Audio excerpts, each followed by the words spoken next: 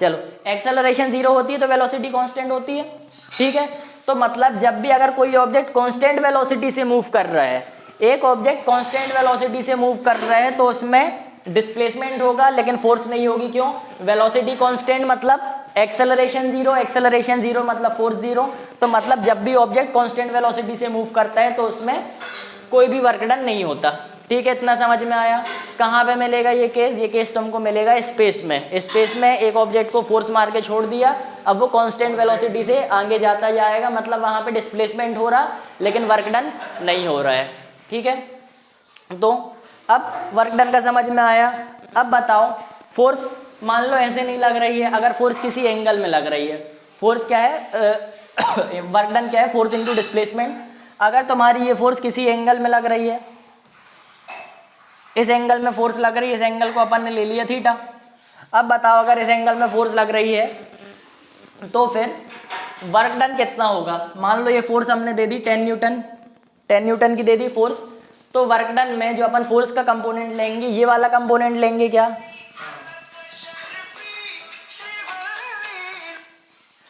ये वाला कंपोनेंट लेंगे क्या?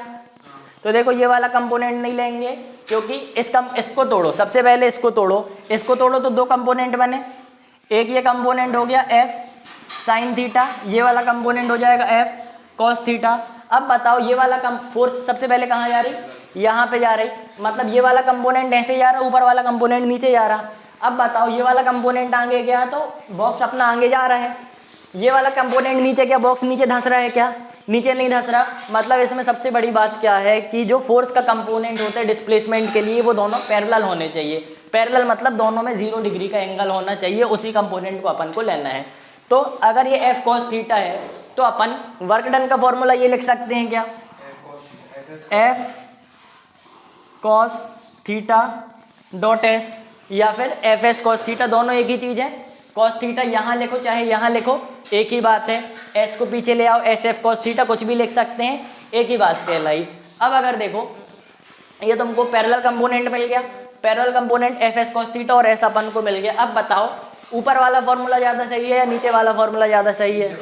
नीचे वाला ज़्यादा फॉर्मूला सही है। अब बताओ अगर किसी एंगल पे फोर्स नहीं लग रही, अगर किसी एंगल पे फोर्स नहीं लग रही तो दोनों में से कौन सा फॉर्मूला सही है? तो दोनों में से दोनों फॉर्मूला सही है। क्यों? अगर किसी एंगल पे फोर्स नहीं लग रही मतलब फोर्स लग रही है स्ट्रेट। देखो अगर किसी एंगल पे फोर्स नहीं लग रही तो फोर्स लग रही है मतलब स्ट्रेट, ठीक। एफ ये बिल्कुल स्ट्रेट लग रही है, यहाँ ले लो या ऊपर ले लो, एक ही बात है। ये स्ट्रेट फोर्स लग रही, डिस्प्लेसमेंट पैरेलल हो रहा है, मतलब फोर्स और डिस्प्लेसमेंट पैरेलल है। अब यहाँ पे देखो अगर फोर्स और डिस्प्लेसमेंट पैरेलल है तो फोर्स और डिस्प्लेसमेंट के बीच का एंगल क्या है? 0।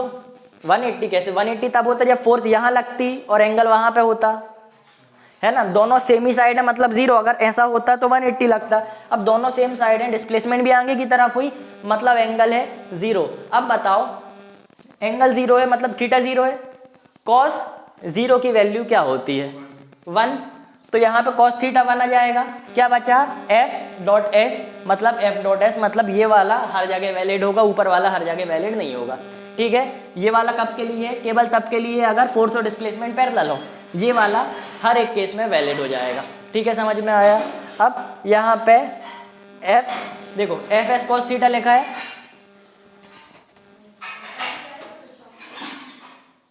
एफ एस यहाँ पे ले लो, एस एफ कॉस थीटा यहाँ पे लिखा है, ऊपर क्या लिखा है? F dot S. अब देखो अगर अपन डॉट ना लगाते तो ये कहलाता है स्ट्रेट लाइन के लिए। अब देखो डॉट लगाने का मतलब क्या है? डॉट लगाना मतलब स्केलर प्रोडक्ट, और एफ और एस का स्केलर प्रोडक्ट क्या लेंगे तो एस एफ कॉस थीटा आ जाएगा। मतलब अगर डॉट लगाओ तो ये वाला भी हर एक जगह वैलिड हो जाएगा। डॉट प्रोडक्ट में ये वाला भी हर जगह वैलिड है, ये वाला तो डॉट प्रोडक्ट का रिजल्ट है वैसे ही वैलिड है।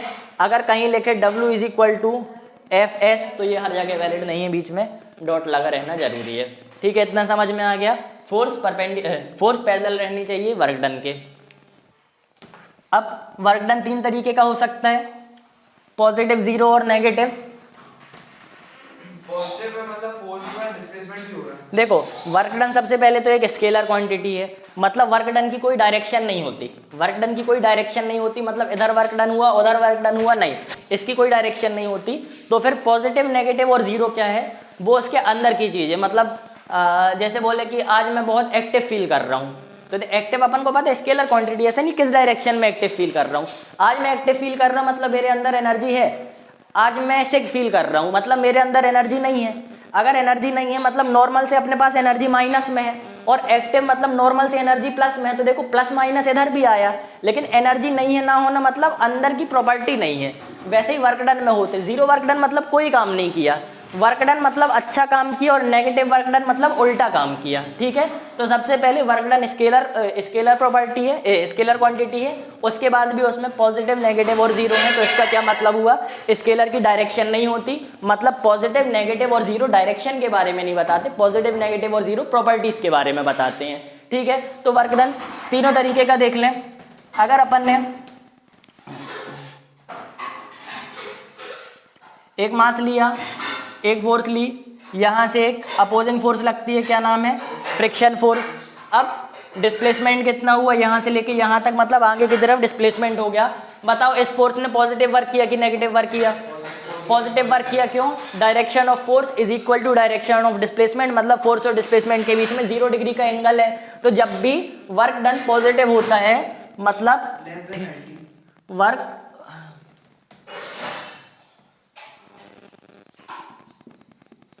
वर्क डन जब भी तुम्हारा पॉजिटिव होता है तो थीटा क्या होता है तुम्हारा, 0 डिग्री होता है। लेस देन 90 क्या, उसका भी एक कंपोनेंट लेना पड़ेगा, मतलब आखिरी में जो कंपोनेंट वर्क करा रहा है वो 0 डिग्री में होगा।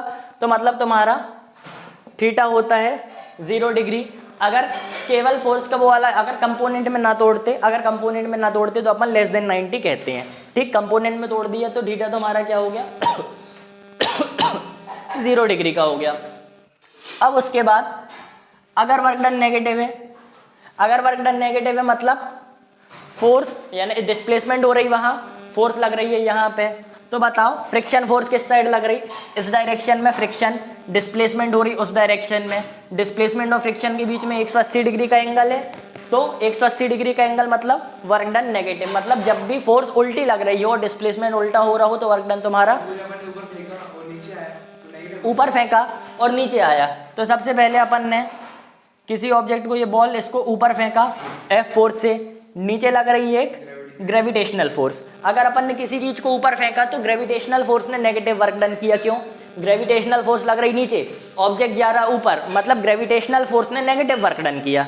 अपन ने फोर्स लगाई ऊपर, ऑब्जेक्ट गया ऊपर, मतलब अपनी फोर्स ने पॉजिटिव वर्क डन किया और ग्रेविटेशनल फोर्स ने नेगेटिव वर्क डन किया। फिर ऊपर से वापस नीचे आएगा, ऊपर से वापस नीचे आए तो ग्रेविटेशनल फोर्स भी नीचे, डिस्प्लेसमेंट भी नीचे, तो तब ग्रेविटेशनल फोर्स ने पॉजिटिव वर्क डन किया। मतलब कोई भी ऑब्जेक्ट ऊपर, कौन सा एग्जांपल, ऊपर जा रहा है तो ग्रेविटेशनल फोर्स नेगेटिव, नीचे आ रहा है तो ग्रेविटेशनल फोर्स पॉजिटिव। ठीक है, मतलब कुल डायरेक्शन देखना है। हाँ बुलाया, कान बज रहे चलो ठीक है। 180% में नेगेटिव वर्क डन अब आता है zero work done. Zero work done कब आता है, जब भी तुम्हारा फोर्स परपेंडिकुलर हो, फोर्स परपेंडिकुलर हो, मान लो ये यहां पे लगाई फोर्स, यहां पे फ्रिक्शन, यहां पे हुई डिस्प्लेसमेंट। अब इसके ऊपर कोई चढ़ा है, इसके ऊपर कोई चढ़ा है तो वो क्या लगा रहा है, वो एक नीचे फोर्स लगा रहा है, कितनी, mg, उसके वेट के बराबर एक नीचे फोर्स लगा रहा है। इसने नीचे फोर्स लगाई, क्या ये नीचे धंस गया, नहीं धंसा, मतलब ऊपर वाली फोर्स से कोई फर्क नहीं पड़ा। ऊपर वाली फोर्स और डिस्प्लेसमेंट के बीच का एंगल निकालो, 90 डिग्री का एंगल है। तो जब भी तुम्हारी फोर्स और डिस्प्लेसमेंट परपेंडिकुलर हो तो वर्क डन आएगा जीरो। ठीक है, फोर्स और डिस्प्लेसमेंट परपेंडिकुलर हो तो वर्क डन आएगा जीरो। अब एक स्ट्रिंग है, स्ट्रिंग में अपन ने बांधा पत्थर, गोल गोल घुमाने लगे, बताओ वर्क डन कितना आएगा, क्यों जीरो आएगा, फोर्स अपन ने लगाई, वर्क, अब स्ट्रिंग हमारे यहाँ केवल रस्सी से कनेक्ट है, मतलब उसमें केवल कौन सी फोर्स लग रही है, केवल फोर्स लग रही है टेंशन फोर्स। डिस्प्लेसमेंट कैसा हो रहा है, या तो ऊपर से नीचे अपन मान लो ऐसे घुमा रहे हैं, डिस्प्लेसमेंट टेंजेंट ड्रॉ करेंगे तो डिस्प्लेसमेंट ऊपर हो रहा। जब मान लो स्ट्रिंग यहाँ पे आ जाएगी, टेंशन ऐसे लगेगा, डिस्प्लेसमेंट ऐसे होगा। मतलब किसी भी पॉइंट में देखो, जो भी तुम्हारा डिस्प्लेसमेंट है टेंशन के परपेंडिकुलर है, तो जब भी फोर्स और डिस्प्लेसमेंट परपेंडिकुलर हो तो तुम्हारा थीटा 90 डिग्री, मतलब कि तुम्हारा वर्क डन आ जाएगा 0। 3 तरीके के वर्क डन। वर्क का एग्जांपल। हाँ, तो ये भी 0 वर्क डन का एग्जाम्पल है। अब इसमें घूम फिर के डिस्प्लेसमेंट 0 हो जाती है तो उसको 0 वर्क नहीं कहेंगे, डिस्प्लेसमेंट के कारण हो रहा, ठीक बात है। लेकिन अगर बोल दे कि हमको डायरेक्शन निकालनी ही नहीं है तो डिस्प्लेसमेंट के कारण 0 नहीं, मेन 0 किसके कारण, परपेंडिकुलर के कारण। अगर मान लो यहाँ तक आके रुक गया तो डिस्प्लेसमेंट तो 0 हुई नहीं, तो वर्क डन 0 आएगा क्या, 0 नहीं आएगा। जो भी वर्क डन हो रहा है, यानी क्या कहते हैं, इसके कारण 0 वर्क डन आएगा तुम्हारा, यानी परपेंडिकुलर होगा, फोर्स और डिस्प्लेसमेंट तो 0 वर्क डन आएगा।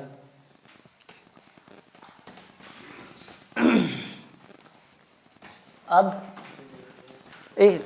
खोलो क्या पढ़ाना है।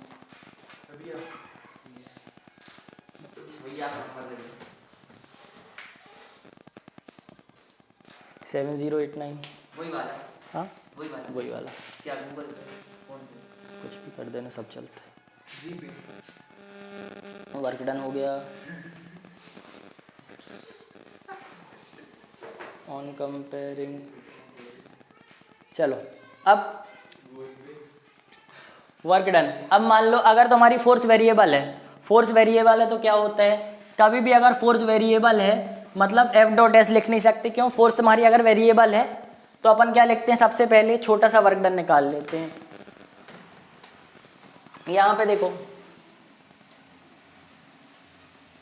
एक बॉक्स है एम मास का, यहाँ पे लग रही है फोर्स एफ। अब फोर्स एफ जब अपन कांस्टेंट लेते थे तो डायरेक्ट एफ लिख देते थे। अब अपन बोलेंगे फोर्स कांस्टेंट नहीं है, जैसे जैसे फोर्स आगे बढ़ रही वैसे वैसे फोर्स बढ़ती जा रही, मतलब अपन ने धक्का देना चालू किया। अब यहाँ पे मान लो डिस्प्लेसमेंट को अपन ने तोड़ा, x is equal to 1, x is equal to 2, x is equal to 3, x is equal to 4। अपन ने बोला जैसे जैसे डिस्प्लेसमेंट बढ़ेगी वैसे वैसे तुम्हारी फोर्स भी बढ़ती जाएगी। इसका कोई फंक्शन ले लो, f is equal to 2x, मतलब फोर्स x पे डिपेंड कर रही है। यहाँ पे मान लो फोर्स कितनी रहेगी, 2 न्यूटन की, यहाँ पे फोर्स 4 न्यूटन की हो जाएगी, यहाँ पे फोर्स 3 2 6 न्यूटन की हो जाएगी, मतलब फोर्स तुम्हारी बढ़ रही है। अब अगर फोर्स तुम्हारी बढ़ रही है मतलब फोर्स डिपेंड कर रही है x पे, तो फोर्स वेरिएबल है, तो फिर वर्क डन कैसे निकालेंगे, जो भी अपन लेते थे W is equal to F dot s लेते थे, W is equal to F dot s लेते थे, ये कांस्टेंट फोर्स का वर्क डन था। अगर वेरिएबल फोर्स रहती है तो अपन डायरेक्ट फॉर्मूले नहीं लिखते, अपन क्या करते हैं, अपन करते हैं इंटीग्रेशन। इंटीग्रेशन कैसे करेंगे, यहाँ पे वेरिएबल कौन सी चीज़ है, वेरिएबल चीज़ है फोर्स, किसके साथ वेरिएबल है, डिस्प्लेसमेंट के साथ। तो देखो वेरिएबल चीज़ है फोर्स, वेरिएबल किसके साथ है, डिस्प्लेसमेंट के साथ। सेम चीज़ लिखेंगे W is equal to F dot s. सबसे पहले अपन एक छोटा सा वर्क डन ले लेंगे ds। ये छोटा सा वर्क डन ds क्यों लिया अपन ने, क्योंकि जो तुम्हारी फोर्स वेरिएबल है x के, x और s एक ही चीज़ है ना, तो जो फोर्स वेरिएबल है किसके, x के साथ, चलो यहाँ dx लिख ले रहे, छोटा सा ले लिया dx। छोटे से dx में वर्क डन कितना हुआ होगा, वर्क डन भी छोटा सा हुआ होगा, फोर्स कितनी लगी होगी, फोर्स भी छोटी सी लगी होगी। चेंज इन x है ना, हाँ छोटा सा चेंज इन x। छोटा सा चेंज इन x, तो देखो छोटा सा चेंज इन x में छोटा सा वर्क डन लगा होगा, छोटे से चेंज इन x में छोटा सा वर्क डन हुआ होगा। तो अब इसको लिखेंगे कैसे, इसको लिखेंगे dw is equal to F dot d s. पहले कैसे लिख रहे थे, w is equal to F dot s, s की जगह अपन ने ds ले लिया, तो ds में वर्क भी तो छोटा सा हुआ तो अपन ने वर्क में भी d लगा दिया। इतना समझ में आ गया। अब अपन को छोटा सा वर्क निकालना है क्या, छोटा सा वर्क अपन को नहीं निकालना, अपन को तो पूरा वर्क चाहिए। छोटा सा वर्क अपन ने क्यों निकाला, क्योंकि वेरिएबल जब भी आता है सबसे पहले छोटा सा वर्क निकाला जाता है, क्योंकि छोटे से चेंज में लगभग मानते हैं कि इतने छोटे से चेंज में क्या फोर्स का चेंज हुआ होगा, लगभग फोर्स कांस्टेंट होगी, इसलिए अपन ने छोटा सा वर्क डन निकाला। अब छोटा सा वर्क डन आ गया, अपन को चाहिए था पूरा वर्क डन, पूरे वर्क डन के लिए क्या करेंगे, अपन कर देंगे इंटीग्रेशन। अब इंटीग्रेशन लगा दिया तो इंटीग्रेशन में क्या लगा दे, सबसे पहले तो लिमिट लगानी पड़ेगी। बताओ कहाँ से कहाँ तक जा रहा है, x इनिशियल से x फाइनल तक जा रहा है, तो यहाँ पे लो x इनिशियल से x फाइनल तक, इधर भी x इनिशियल से x फाइनल तक। अब यहाँ पे बताओ d का इंटीग्रेशन क्या करेंगे, d का अगर इंटीग्रेशन कर दें तो क्या आ जाता है, डेल्टा। देखो डेल्टा बड़ा चेंज होता है, d छोटा चेंज होता है, छोटे चेंज का अगर इंटीग्रेशन करेंगे तो बड़ा चेंज बनेगा। तो यहाँ पे क्या आ जाएगा, यहाँ पे आ जाएगा अपना delta w is equal to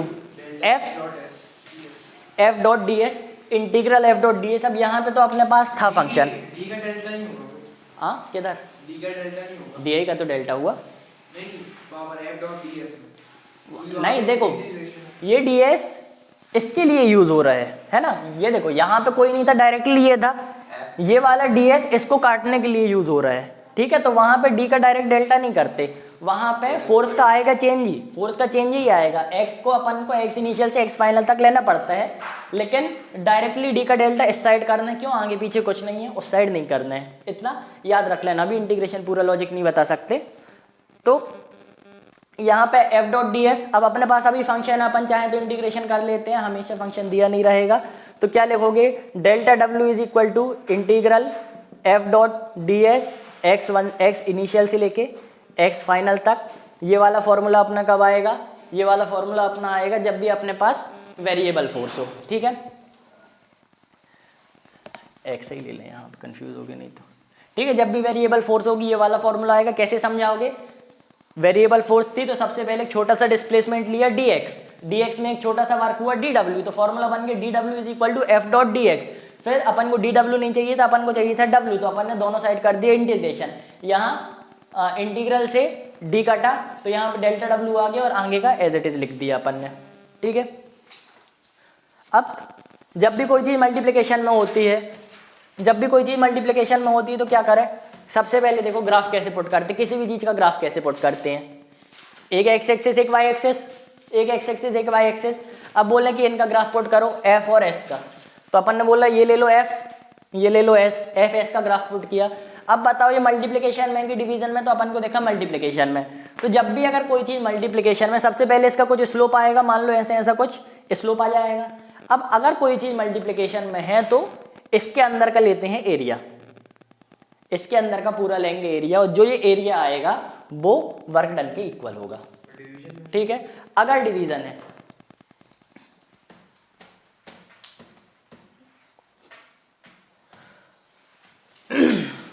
v is equal to d s by d t, velocity is equal to displacement upon time. अगर डिवीजन में है तो यहाँ पे अपन ने ले लिया ds, या फिर डायरेक्टली s ले लो, s displacement, t time. Division में है, सबसे पहले क्या दोनों को पुट कर दिया, अगर इनका ग्राफ निकालना है तो दोनों को कर दिया पुट, फिर इनका बनाया अपन ने स्लोप बना लिया।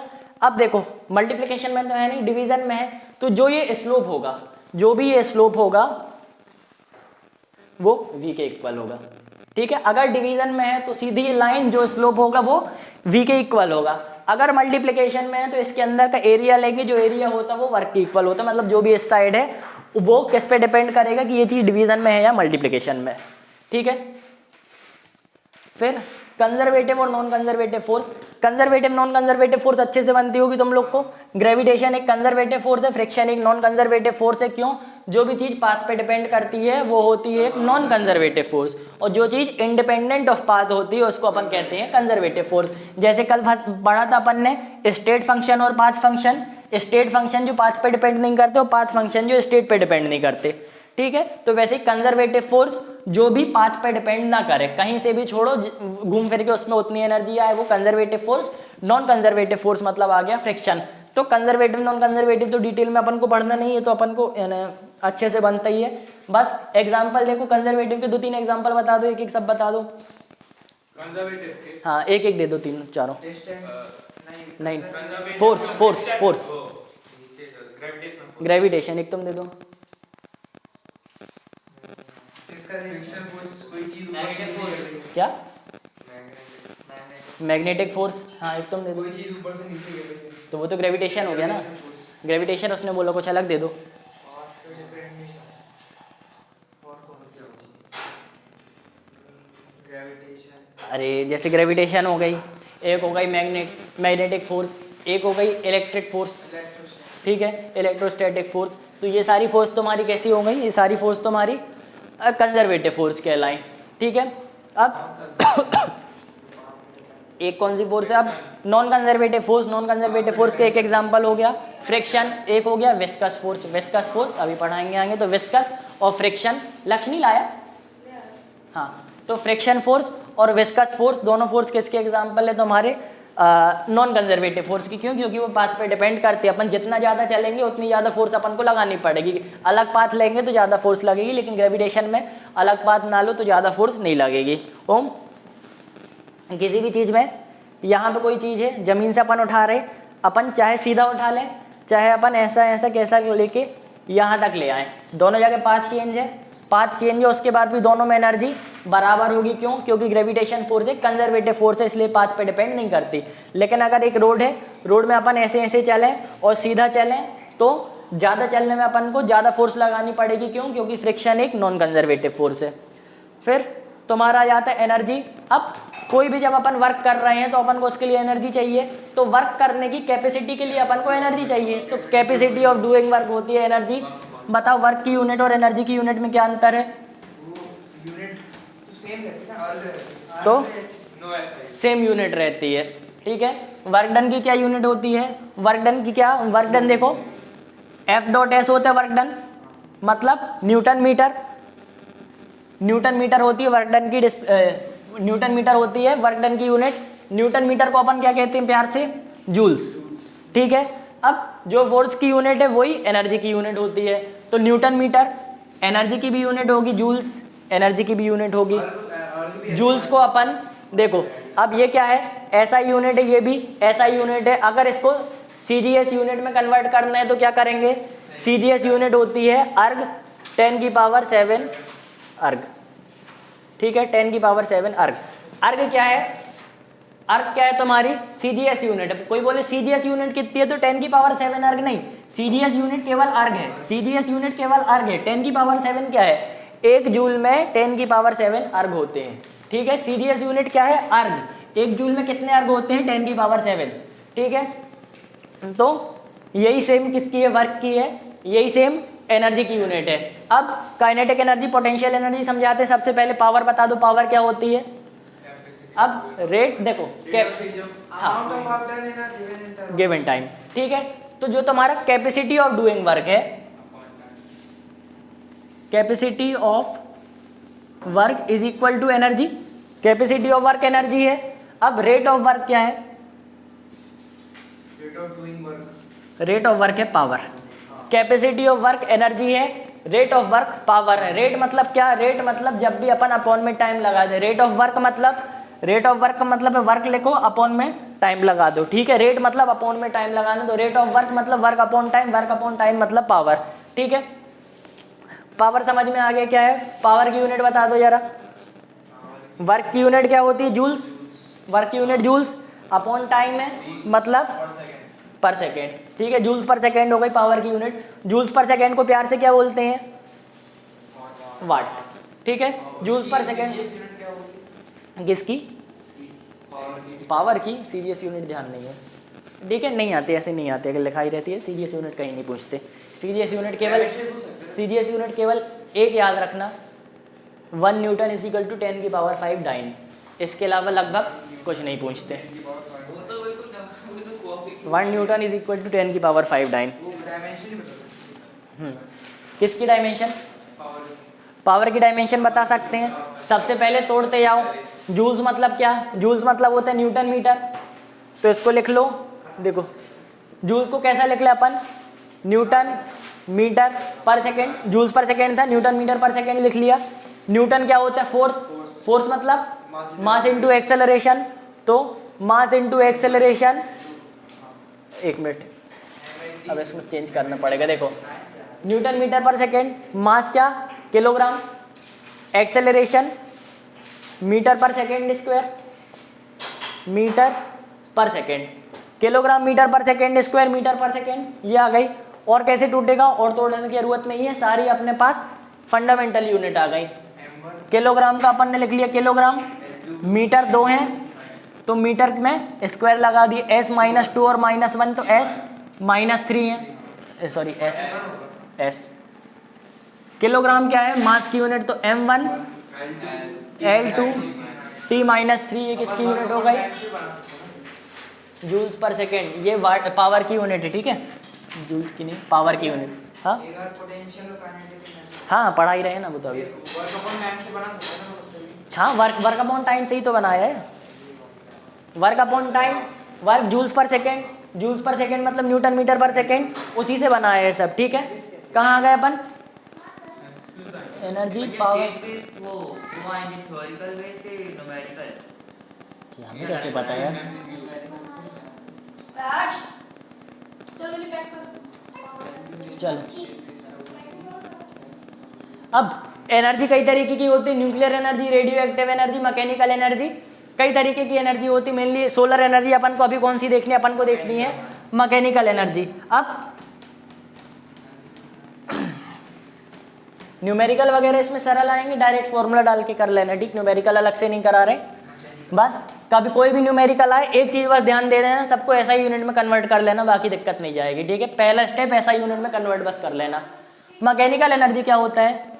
किसी भी चीज की potential energy plus kinetic energy को अपन कहते हैं मैकेनिकल एनर्जी। मतलब कोई भी ऑब्जेक्ट है उसके अंदर कुछ ना कुछ पोटेंशियल एनर्जी होगी, अगर वो मूव कर रहा है तो काइनेटिक एनर्जी होगी, मूव नहीं कर रहा है तो काइनेटिक एनर्जी नहीं होगी।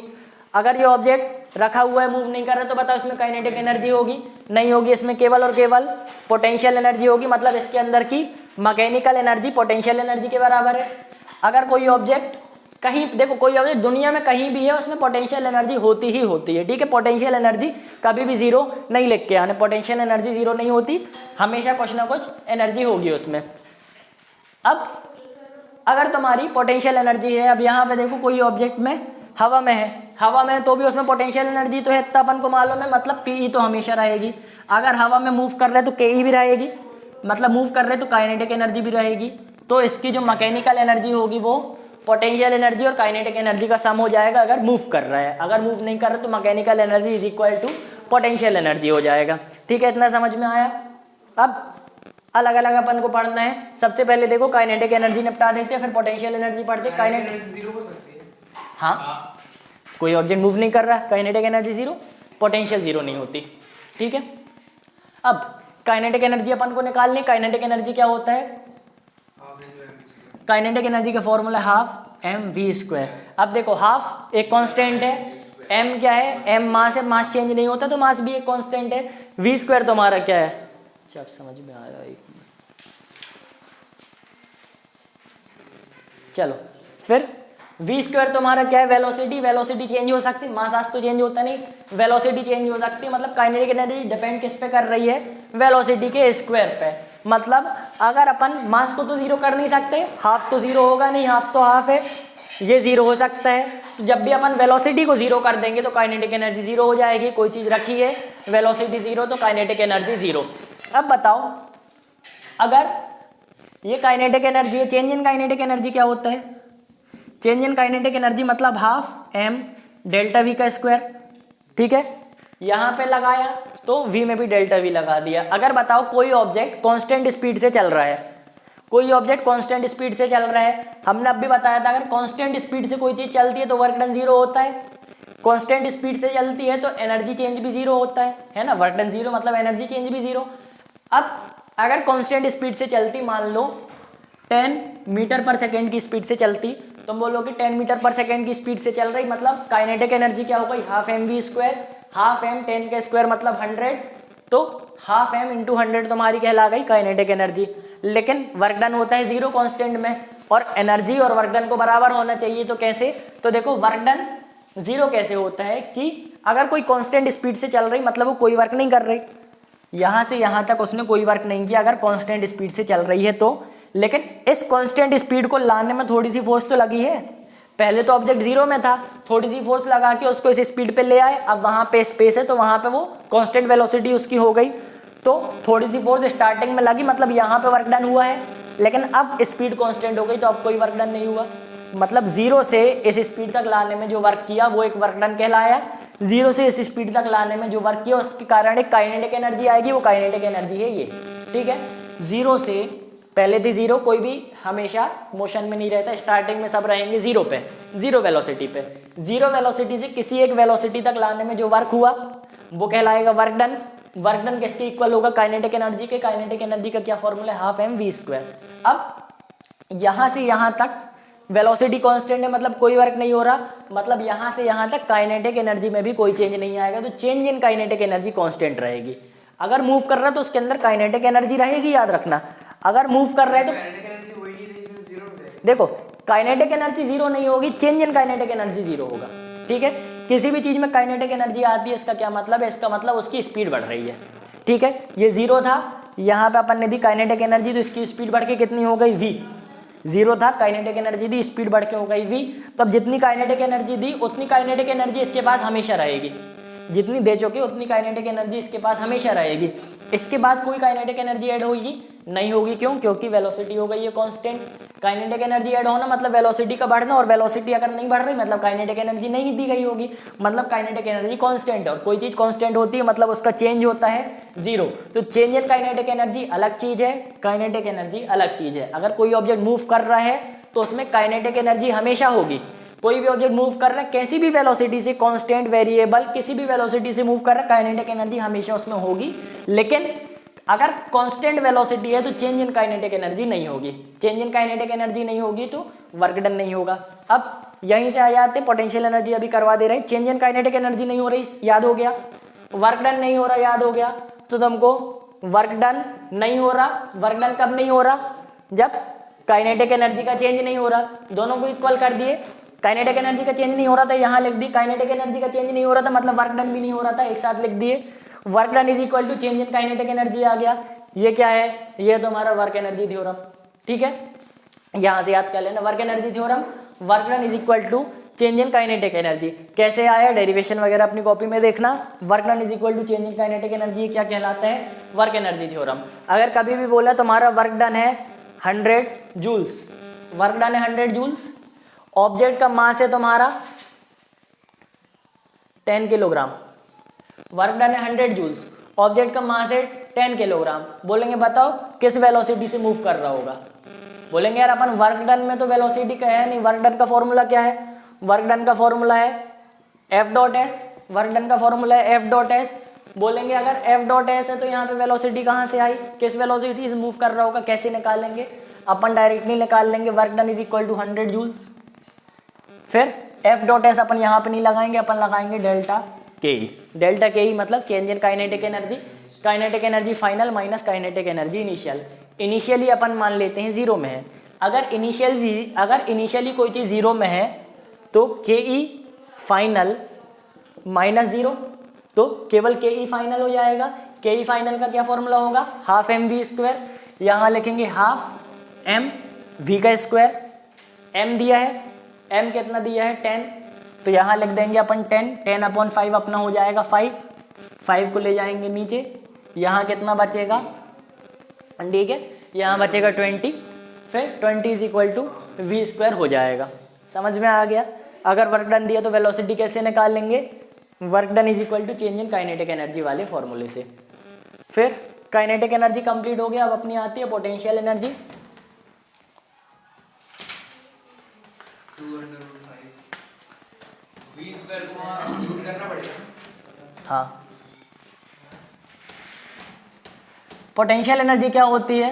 पोटेंशियल एनर्जी का मतलब होता है पोटेंशियल एनर्जी को कैसे लिखते हैं अपन? यू से भी लिखते हैं। अब जिससे भी लिखोगे उससे मतलब नहीं, क्योंकि किसी भी चीज़ से लिखोगे तुमको किनारे बॉक्स बना के बताना ही पड़ेगा कि हमारे यू का क्या मतलब था। यू का मतलब था पोटेंशियल एनर्जी, किनारे बॉक्स बना के बताना पड़ेगा। कहीं पे यू इंटरनल एनर्जी होता है, कहीं पे यू पोटेंशियल एनर्जी होता है। तो कोई यू की जगह डायरेक्ट ई लिख लेता है, कुछ भी लिखो किनारे बॉक्स बना के बताना कि हमारे इसका मतलब ये था। फिर पोटेंशियल एनर्जी होता क्या है? अपन डायरेक्ट पी ई लिखते। किसी भी चीज़ की पोटेंशियल एनर्जी होता है negative of work done by conservative force. Conservative force अपन को मालूम है कौन सी है? जो पाथ पे डिपेंड नहीं करती, जो स्टेट पे डिपेंड करती है, मतलब तुम्हारी gravitational force, spring force, electromagnetic force, सारी फोर्स, ठीक है। तो वो हो गई तुम्हारी कंजर्वेटिव फोर्स। अब बताओ फ्रिक्शन की पोटेंशियल एनर्जी होगी क्या? तो फ्रिक्शन की कोई पोटेंशियल एनर्जी नहीं होगी। क्यों? फ्रिक्शन एक कंजर्वेटिव फोर्स नहीं है, फ्रिक्शन है नॉन कंजर्वेटिव फोर्स। तो पोटेंशियल एनर्जी किसकी होती है? पोटेंशियल एनर्जी केवल और केवल कंजर्वेटिव फोर्स की होती है। तो फ्रिक्शन पोटेंशियल अपन कभी नहीं सुनते। क्यों? क्योंकि फ्रिक्शन पोटेंशियल होता नहीं। ग्रेविटेशनल पोटेंशियल सुनते हैं, मतलब ग्रेविटेशन फोर्स की पोटेंशियल एनर्जी होगी। क्यों? क्योंकि ग्रेविटेशन एक कंजर्वेटिव फोर्स है। अब ग्रेविटेशन फोर्स की पोटेंशियल एनर्जी क्या होती है? Negative of work done by conservative force. अगर एक ऑब्जेक्ट को अपन ने जमीन से ऊपर तक फेंका, तो इस ऑब्जेक्ट का मास है मान लो कितना? मास ले लिया अपन ने 10 किलोग्राम। 10 किलोग्राम को अपन ने जमीन से ऊपर तक फेंका, किस हाइट पे गया? मान लो h हाइट पे चला गया। ऊपर के साइड गया, h हाइट पे पहले रखा था जमीन पे, अब गया ऊपर h हाइट पे। अब बताओ यहाँ पे ग्रेविटेशनल फोर्स कितनी लग रही है? ग्रेविटेशनल फोर्स लगती है mg, ठीक है। m क्या है 10, g क्या है 10, मतलब ग्रेविटेशनल फोर्स लग रही है तुम्हारी 10 × 10 मतलब 100 न्यूटन की ग्रेविटेशनल फोर्स लग रही है नीचे। फोर्स लग रही है नीचे, लेकिन डिस्प्लेसमेंट कहाँ हुई? ऊपर। फोर्स लग रही नीचे, डिस्प्लेसमेंट हुई ऊपर। क्या लिखेंगे? Work done is equal to F dot S मतलब F S cos theta. Cos 180 की वैल्यू क्या होगी? -1। कॉस 180 मतलब -1, ठीक है। एफ एस इंटू -1 की जगह माइनस लगा दिया। फोर्स क्या है 100 न्यूटन और इंटू एच तो -100 H, ठीक है। ये आ गया वर्क डन। कैसे आया समझ में आया? ठीक है। वर्क डन निकालने के लिए हमेशा एफ डॉट एस लिखना है, F S cos theta. Cos की वैल्यू 180 थी, क्यों?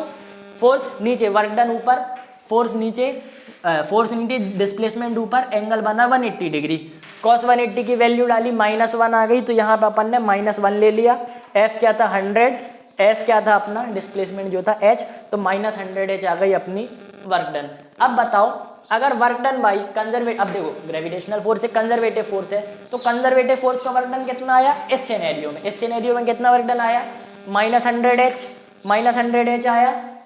-100 H की जगह अपन इसको -mgh लिख लें, ठीक है। वो तो हमने निकाल लिया था। 100 क्या था? 100 था mg, -100 H मतलब -mgh अपना आ गया वर्क डन। तो बता पोटेंशियल एनर्जी क्या होती है? पोटेंशियल एनर्जी होती है negative of work done by conservative force. तो जब भी अपन पोटेंशियल एनर्जी निकालेंगे सबसे पहले क्या लगाया? सबसे पहले लगाया अपन ने negative sign, negative of work done by conservative force. Work done by conservative force क्या था? -mgh, तो यहाँ लिखो -mgh, तो पोटेंशियल एनर्जी क्या आ गई? mgh, ठीक है। अब बताना यहाँ पे पोटेंशियल एनर्जी कितनी होगी ये बताना। देखो mgh हर केस में वैलिड नहीं होगी। वैलिड कब होती है? जब यहाँ से अपन ने ऊपर फेंका।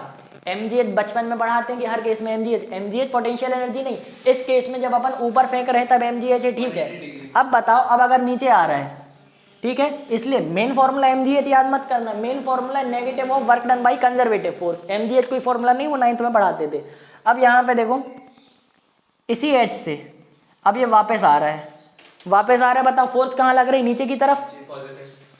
तो नीचे फोर्स लग रही mg, डिस्प्लेसमेंट हो रहा नीचे की तरफ, तो डिस्प्लेसमेंट हो रहा h, डिस्प्लेसमेंट नीचे की तरफ। एंगल कितना है? 0 डिग्री। एफ एस कॉस 0 की वैल्यू 1, तो यहाँ पे आया एफ एस, एफ क्या है mg, s क्या है अपना h। वर्क डन कितना आया? वर्क डन आया mgh, क्यों? कॉस थीटा कॉस 0 1 है, तो वर्क डन आया mgh। तो पोटेंशियल एनर्जी क्या आएगी? -mgh। यहाँ माइनस लेना है, work done by conservative force को अपन ने mgh लिखा तो -mgh आया। मतलब जब ऊपर से नीचे जाएगी तो पोटेंशियल एनर्जी कम हो रही है, ठीक है। माइनस मतलब पोटेंशियल एनर्जी कम हो रही, नीचे से ऊपर जा रहा है तो पोटेंशियल एनर्जी स्टोर हो रही थी, ऊपर से नीचे जा रहा है तो पोटेंशियल एनर्जी कम हो रही है। इसका मतलब क्या है? जब भी अपन को रुकावट महसूस हो, देखो किसी चीज को ऊपर ले जाएंगे तो एक रुकावट महसूस होगी, कौन सी? ग्रेविटेशनल फोर्स जो उसको नीचे बुलाना चाह रही है। जब भी रुकावट महसूस हो तो वहां पे पोटेंशियल एनर्जी स्टोर होती है।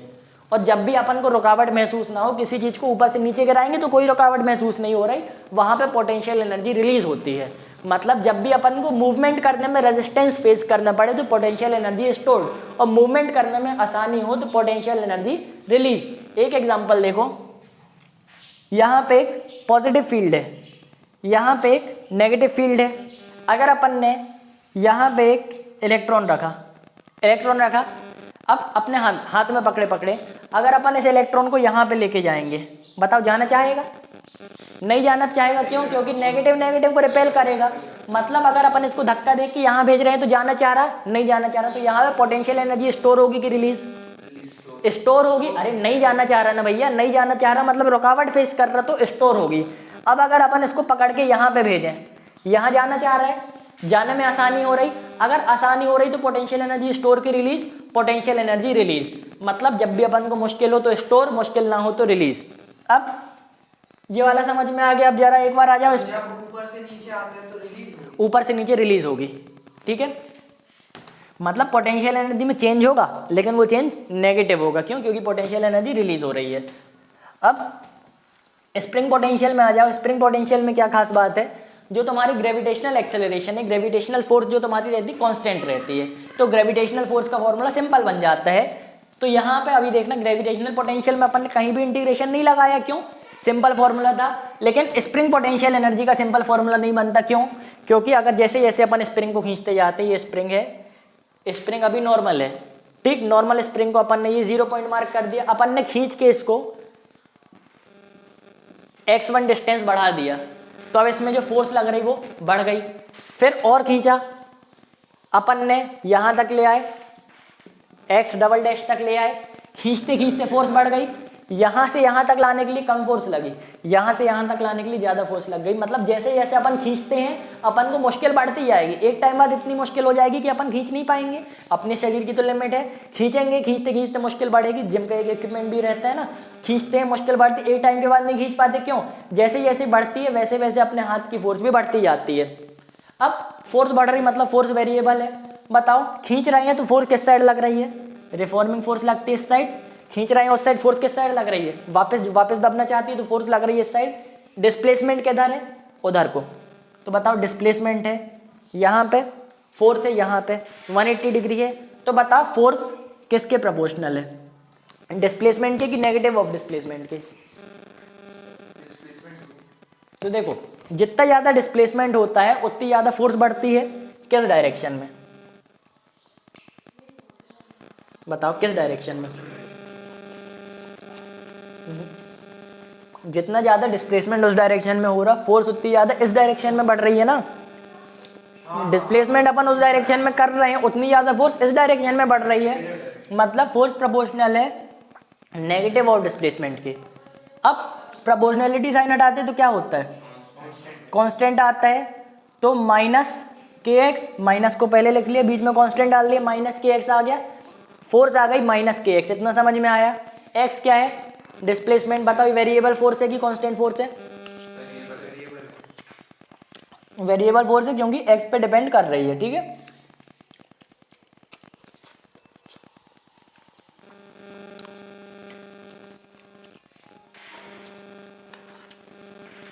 अब देखो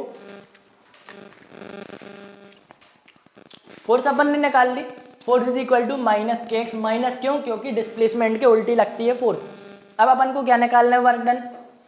वर्क डन क्या होता है, सबसे पहले बताओ कौन सा वर्क डन, यहाँ पे तो इंटीग्रेशन वाला आएगा, तो सबसे पहले अपन को निकालना पड़ेगा D W, D W is equal to F dot d S, D W is equal to F dot d S, तो डब्ल्यू क्या, दोनों साइड कर दो इंटीग्रेशन, तो डेल्टा डब्ल्यू is equal to integral f dot d s, integral f dot d S, F की value क्या है माइनस के एक्स, तो यहाँ पे डी डब्ल्यू की वैल्यू डालो minus k x dot d S को डी एक्स लिख लो, एस और एक्स एक ही चीज रहती है ना, जैसे दिक्कत नहीं जाती उसमें। इंटीग्रेशन करो के एक्स का डी एक्स से, क्या आएगा, यहाँ पे लिखो, देखो सबसे पहले माइनस साइन, कांस्टेंट है, माइनस को ले लिया बाहर, तो माइनस को अपन ने ले लिया इंटीग्रेशन से बाहर, बताओ के कांस्टेंट है, के भी कांस्टेंट है तो के को भी ले लिया बाहर, जो भी कांस्टेंट रहती है उसको इंटीग्रेशन से बाहर ले लेते हैं। अंदर कितना बचा, एक्स डी एक्स, तो डेल्टा डब्ल्यू is equal to minus k अंदर x dot d x, x का जब अपन इंटीग्रेशन करेंगे क्या होता है, एक्स की पावर एन, तो एक्स की power n plus one upon में एन प्लस वन, अभी एक्स की पावर वन है, तो यहाँ पे होगा इंटीग्रेशन एक्स की पावर, अब यहाँ पे इंटीग्रल नहीं लगाएंगे, इंटीग्रेशन करने के बाद अपन को मिलेगा बॉक्स, ठीक है, क्या आएगा, एक्स की पावर वन प्लस वन मतलब टू अपॉन टू, लिमिट क्या थी इसकी, एक्स इनिशियल से एक्स फाइनल तक की लिमिट थी, एक्स इनिशियल से एक्स फाइनल तक की लिमिट थी, तो यहाँ पे भी एक्स इनिशियल से एक्स फाइनल तक की लिमिट होगी, लिख दो यहाँ पे।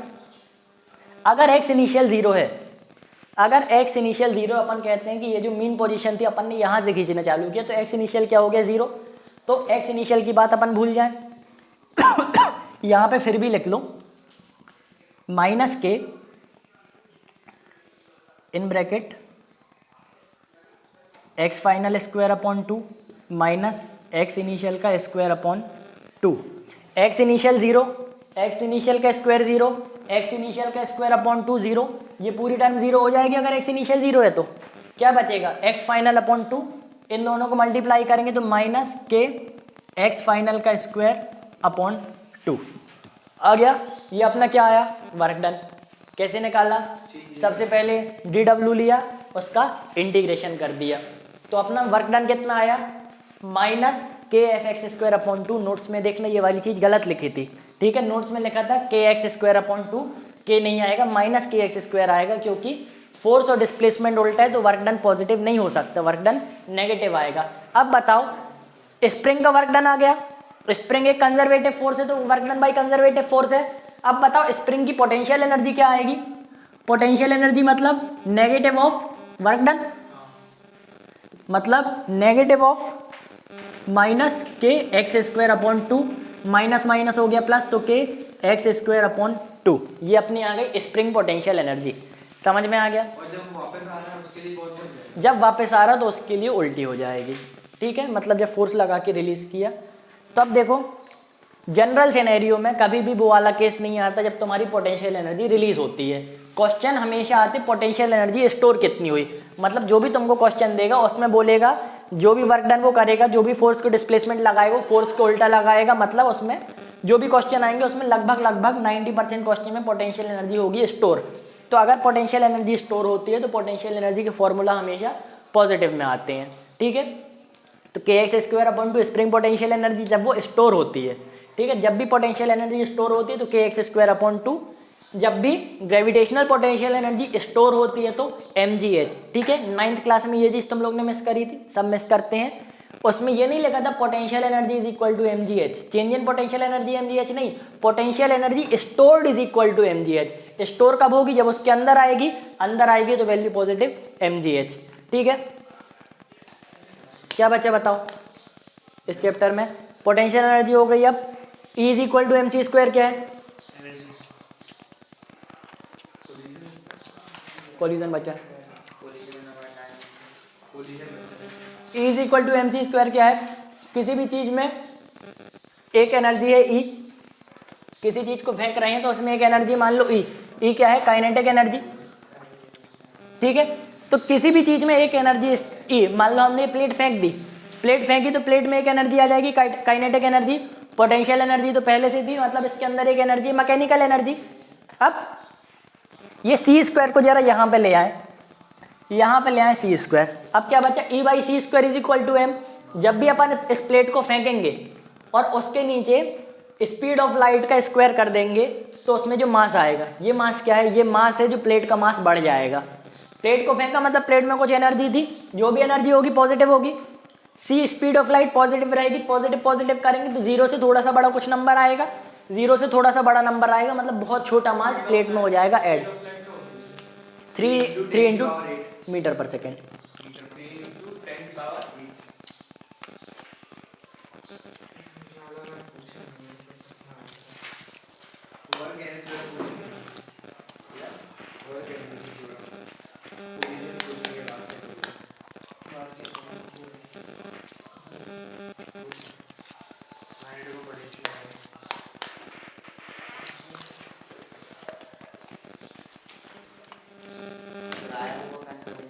अब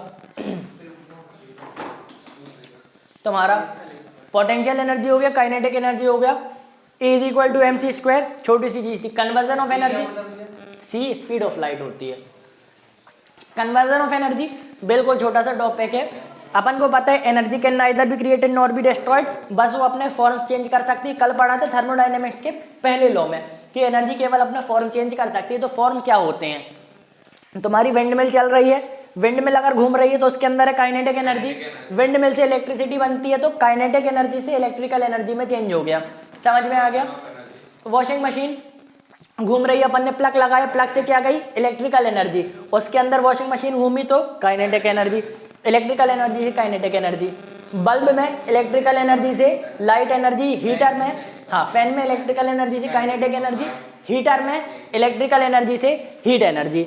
बहुत सारे एग्जांपल लिख सकते हो, बस इलेक्ट्रिकल से चालू कर देना, इलेक्ट्रिकल से चालू करोगे, डैम वगैरह में काइनेटिक से, डैम वगैरह में काइनेटिक एनर्जी से इलेक्ट्रिकल एनर्जी, या फिर उसको हाइड्रोलिक एनर्जी से भी कह सकते हैं, ठीक है। हाँ, ये कन्वर्जन ऑफ एनर्जी है, क्योंकि वाटर में केवल काइनेटिक एनर्जी तो रहेगी नहीं, वाटर की पोटेंशियल एनर्जी भी रहेगी, मतलब कह सकते हैं मैकेनिकल एनर्जी से इलेक्ट्रिकल एनर्जी। ये था कन्वर्जन ऑफ एनर्जी। अब आ जाओ कोलिजन में। कोलिजन बिल्कुल जल्दी से करा रहे, जितना कह रहे हो उतना बस सुनो। कोलिजन दो तरीके का होता है, एक इलास्टिक और एक इनइलास्टिक। अब देखो, नहीं इनइलास्टिक प्लास्टिक नहीं होता।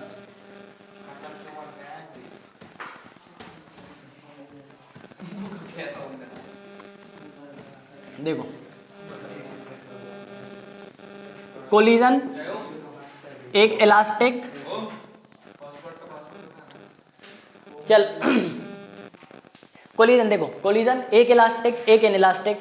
अब कहीं भी कोई चीज कोलिजन हो रही है एक सिस्टम के अंदर का, देखो इलास्टिक हो या इनइलास्टिक, एक सिस्टम के अंदर का मोमेंटम हमेशा कंजर्व रहता है।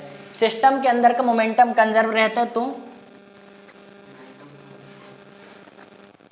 मोमेंटम कंजर्व चाहे इनइलास्टिक हो, लिखिए देनी कंफ्यूज हो गई, ठीक है। मोमेंटम इधर भी कंजर्व है, मोमेंटम उधर भी कंजर्व है, तो कोई भी कोलिजन हो मोमेंटम कंजर्व रहता है। फिर अंतर क्या बनाता है? अंतर बनाता है काइनेटिक एनर्जी। तो यहाँ पे काइनेटिक एनर्जी कंजर्व रहती है, इसमें काइनेटिक एनर्जी कंजर्व नहीं रहती है। इसमें कंजर्व है तो बताओ इसमें लॉस हुआ काइनेटिक एनर्जी का? नहीं हुआ। इसमें कंजर्व नहीं तो इसमें काइनेटिक एनर्जी का लॉस हुआ? लॉस हो गया। अब देखो, एक होता है परफेक्टली इनइलास्टिक, ठीक है, परफेक्टली इनइलास्टिक। इसी को क्या कहते हैं?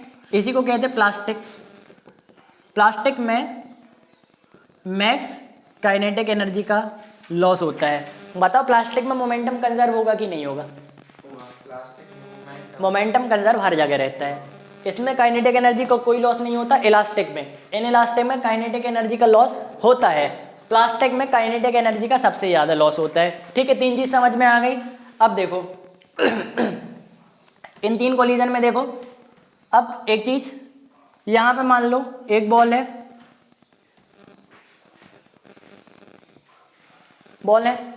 एक बॉल है। अगर इस बॉल को टकराना है, देखो अगर आगे वाली की स्पीड ज्यादा पीछे वाली की कम है तो बॉल का भी नहीं टकराएंगी, मतलब इसकी स्पीड ज्यादा होनी चाहिए। इसको लिखो m1, इसको लिखो m2, ये m1 m2। अब इसकी स्पीड ज्यादा होनी चाहिए, इसकी स्पीड को लिखो u1 u2, दोनों आगे की तरफ, ये v1 और v2। u1 क्या है? मास 1 की इनिशियल स्पीड। v1 क्या है? मास 1 की फाइनल स्पीड। इनको टकराना है। अगर इनको टकराना है मतलब u1 ज्यादा होगा तो अपन कहेंगे रिलेटिव स्पीड ऑफ अप्रोच या फिर velocity of approach. Relative velocity of approach क्या होगी? u1 minus u2। क्यों? क्योंकि u1 ज्यादा है। अब टकराने के बाद क्या होगा? अगर टकराने के बाद v2 ज्यादा, अगर v1 ज्यादा है, देखो अगर v1 ज्यादा है मतलब ये अभी भी टकरा रही है, v1 ज्यादा मतलब अभी भी टकरा रही है ना। तो टकराने के बाद क्या होता है? हमेशा v2 ज्यादा हो जाती है। क्यों? टकराने के बाद अलग अलग होती है, तो यहाँ पे ज्यादा होती है, इसको अपन कहते हैं, हाँ अगर u2 ज्यादा होती तो टकराती कैसे? ठीक है, टकराने के बाद उसकी u2 की जो वेलोसिटी v2 बन जाएगी, फाइनल वेलोसिटी, तो v2 ज्यादा होगी। इसको अपन कहते हैं वेलोसिटी ऑफ सेपरेशन। इसमें से कौन सा बड़ा है? v2 बड़ा है, इसको लिखेंगे v2 माइनस v1, ठीक है। ये अपनी आ गई वेलोसिटी ऑफ अप्रोच, वो आ गई वेलोसिटी ऑफ सेपरेशन। अपन को क्या पता था? कंजर्वेशन ऑफ मोमेंटम, मतलब m1 u1 plus m2 u2 is equal to m1 v1 plus m2 v2। और क्या पता था? काइनेटिक एनर्जी का चेंज। इलास्टिक कोलिजन की बात अगर करें तो half m1 u1 square plus half m2 u2 square is equal to half m1 v1 square plus half m2 v2 square. एक और इक्वेशन मिल जाएगी। सबको मिलाने जुलाने के बाद आखिरी में अपने पास क्या बचेगा? हमने डेरिवेशन कराई थी, डेरिवेशन उसमें देख लेना। आखिरी में तुम्हारे पास क्या बचेगा? Velocity of approach is equal to velocity of separation, ठीक है। आखिरी में तुम्हारे पास ये बचेगा velocity of approach is equal to velocity of, YouTube में है, ठीक है। डेरिवेशन के बाद तुम्हारे पास बचा velocity of approach is equal to velocity of separation. कैसे लिखेंगे इसको? वेलोसिटी ऑफ अप्रोच मतलब u1 minus u2 is equal to v2 minus v1। v1 minus v2 नहीं, v2 माइनस v1। क्यों? v2 ज़्यादा हो जाती है ना, ज़्यादा माइनस कम होगा हमेशा। यहाँ पे u1 ज़्यादा थी, यहाँ पे v2 ज़्यादा है, तो u1 minus u2 v2 minus v1, ये आखिरी में तुम्हारे पास आ जाएगा। हाँ, ये इलास्टिक कोलिजन के, इन इलास्टिक कोलिजन की डेरिवेशन कराई नहीं है। अब इसके बाद देखो एक चीज़ आ गई तुम्हारे पास। अब इतना बस तुम याद रखना, velocity of approach is equal to velocity of separation. अपन को एक चीज़ क्या पता है, मोमेंटम तो हमेशा कंजर्व रहेगा, मोमेंटम कंजर्व रहेगा हमेशा। यहाँ पे लिख लो, इतना अपन को पता है, मोमेंटम कंजर्व रहेगा मतलब m1 u1 plus m2 u2 is equal to m1 v1 plus m2 v2, ठीक है। इतना अपन को पता है, क्यों? मोमेंटम तो हमेशा कंजर्व रहता है। अब देखो कुल यहाँ से v2 की वैल्यू डालो, v2 की वैल्यू डालो तो v1 की मिल जाएगी, v1 की डालो तो v2 की मिल जाएगी। यहाँ पे लिखा है, ये इक्वेशन अपन को याद है, v1 की निकालो जरा, कितनी आएगी? v1 is equal to u1 minus u2 minus v2 minus u1 plus u2, ये आ गई v1, आगे पीछे की है वो आ गई v1। यहाँ पे v1 की जगह ये लिख दो, ठीक है। बाकी पूरी इक्वेशन सेम, वही वो होगा ना, m1 v1 की जगह क्या लिख दिया? v2 minus u1 plus u2 plus m2 v2। अब देखो मास अपन को दोनों के पता थे, मास अपन को दोनों के पता थे, इनिशियल वेलोसिटी दोनों की पता थी। तो देखो मास और इनिशियल वेलोसिटी को नहीं हटाना, बस फाइनल वेलोसिटी किसी की नहीं पता थी। तो यहाँ पे देखो v1 और v2 दो वेरिएबल थे, दो वेरिएबल में निकालना मुश्किल होता है, तो अपन ने एक वेरिएबल कर लिया। अब यहाँ पे केवल v2 है, v2 को एक साइड कर लेंगे, बाकी सारी चीज़ दूसरी चली जाएंगी, तो अपन को v2 की वेलोसिटी मिल जाएगी। ऐसे ही सेम अगर अपन v2 के साथ करते, यहाँ से अपन v2 निकाल लेते, इसकी जगह रख लेते, तो अपन को v1 की वेलोसिटी मिल जाती, ठीक है। तो ये फाइनल वेलोसिटीज़ का फॉर्मूला है। पूछो कोई कन्फ्यूज़न हो इसमें तो बताओ मैक्सिमम का एनर्जी का लॉस किस में होगा? मैक्सिमम कहाँ से करना? हाँ, प्लास्टिक कोलिजन में, totally in elastic collision, perfectly in elastic collision में मैक्सिमम लॉस होगा। एनर्जी का लॉस किस में होगा? इन इलास्टिक में। और एनर्जी कंजर्व किस में होगी? इलास्टिक में। अब बताओ मैक्सिमम मोमेंटम का लॉस कब होगा अक्षर? क्या भैया? मैक्सिमम मोमेंटम का लॉस, मोमेंटम का लॉस किसी में नहीं होगा। मोमेंटम हमेशा कंजर्व है। तू तो शांति है।